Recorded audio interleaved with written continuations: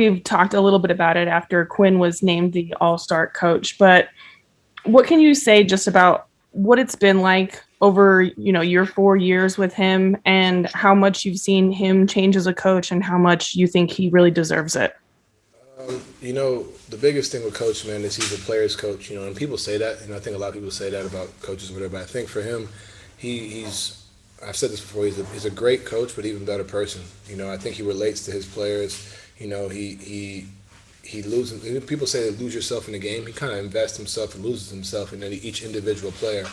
I don't think he kind of goes out there and just keeps his attention on the main guys or whatever. Like 1 through 15, like he's having moments or teachable moments, life moments. And I think that's one thing that I definitely appreciate. We've had conversations about life, not even basketball, and I think that just helps you in a frame of mind as a player understand that this is a game, but like at the end of the day, life is life. And that helps build that connection. And not just with myself, but with the entire team. And then as far as basketball goes, he's one of the wizards of basketball. He's thinking about it 24/7. He's thinking about how to be perfect. And I think that's something that you see in our team. Just finding ways to continue to elevate our game and be better and be perfect. And that's a reflection of him. Obviously we go out there and do it, but it starts with him. Even tonight, we were up by what was it, 18, 16, and he's still like, we got to guard this better. We got to guard that better. And I think that's the type of coach you want to play for, someone who's not satisfied. And if it wasn't national news about him winning, or being coach in the All-Star game, you'd never know. I think that's the best part about it. He's humble. He's a great person, and I'm happy to play for a coach like that. Eric Walden, Salt Lake Tribune.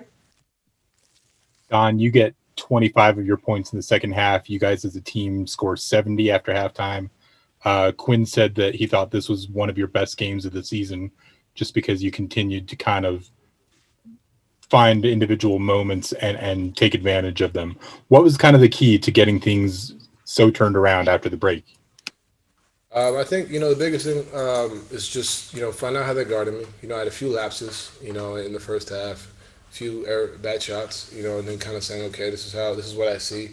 It wasn't about making or missing. It was just about what I was seeing in the coverages. I thought they were going to be in a drop coverage and they blitzed, so that kind of took me by surprise. But, at the end of the day, like I said before this, I've seen pretty much every coverage, so now it's about adjusting, not just for myself to score, but getting guys involved, finding ways to make the simple play. And, for me, that's really when I came into halftime, just went out there and just tried to find ways to just make the right play each time. And I think that was the biggest adjustment going into halftime. And, I think everything else kind of took care of itself. Ben Anderson, KSLSports.com. Donovan, along those lines, you didn't really start the game out as an initiator, but then you really closed the game kind of with the ball in your hands and running the show. Is that by design? Is that matchup? What goes into that decision making? I think, a lot of it is kind of both. I think a lot of it, I think Joe and Rudy have a great connection, to start games in the pick and roll, so kind of seeing how, Joe's really good at finding him, I would say much better than I am, as far as getting the pick and roll. So kind of getting Rudy easy ones, getting Joe easy ones, trying to, facilitate and also pick my spots as well. And then, try to insert my scoring in different ways.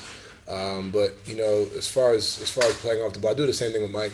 Mike's a tremendous playmaker as well. So just trying to find ways to insert myself in different areas. And also, like I said, just find ways and how they guarded me. See it again, and then kind of attack it, when need be.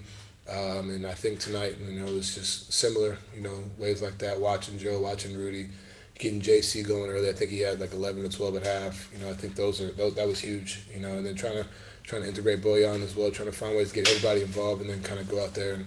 It's crazy. Go down the list about who you can get involved. It's crazy how many options we have, but I think that's really where my focus was at. And just kind of gauging and reading the game from there. Alex Fleming, Florida Sun. Mr. Mitchell, you had 6 points at the half, and like the gentleman spoke of earlier, you exploded in the second half. I believe you should have been Rookie of the Year. That's just my personal opinion.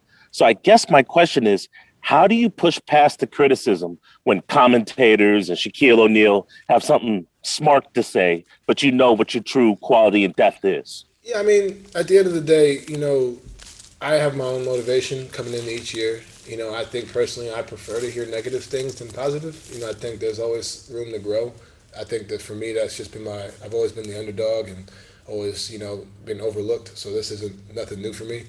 I think that's really what it is. For me, I don't really need anybody else to kind of tell me what I need to do or, what I should be doing. And I think at the end of the day, like, I'm just trying to be oh boy, here comes Joe. Oh boy.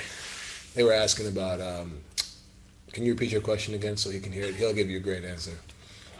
Okay. How do you push past the criticism and the snark remarks, whether it be from Shaquille O'Neal or other commentators that believe that you can't get the job done? You don't want me to answer this question. You guys won't be able to report it because it would be explicit language, and you guys will get in trouble. Okay. But yeah, just basically playing for my teammates. At the end of the day, just playing. Like I said, the only opinions I care about are the guys in the locker room. You can say whatever, but at the end of the day, I'm trying to find ways. I don't think you're a superstar. That's fair. At the end of the day. But no, I think that's really what it is for me. Just trying to find ways to improve myself. I don't really need anybody else to tell me what I need to do or what not to do. But I prefer. Your styling going into the game is improved. I think so.